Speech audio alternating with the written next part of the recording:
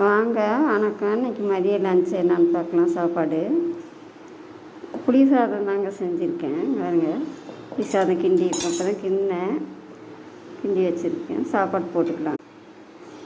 ரொம்ப நாள் ஆச்சு புளி சாதம் செஞ்சு. சரி, சாப்பாடு புளி சாதம் இன்றைக்கி செஞ்சுருவோம் அப்படின்ட்டு இன்றைக்கி புளி சாதமே செஞ்சேன். அதுக்கு பாருங்கள், சயின்டிஸ்ட் துவையல் தாங்க அரைச்சிருக்கேன். எள்ளு துவையல், வெள்ளை எள்ளு வச்சு துவையல் அரைச்சிருக்கேன். பூண்டு, வரமிளகாய், கொஞ்சோண்டு புளி வச்சு அரைச்சா டேஸ்ட்டாக இருக்குங்க. வெள்ளை எள்ளு துவையல் நல்லா, அதனால தான் வெள்ளையாக இருக்குது.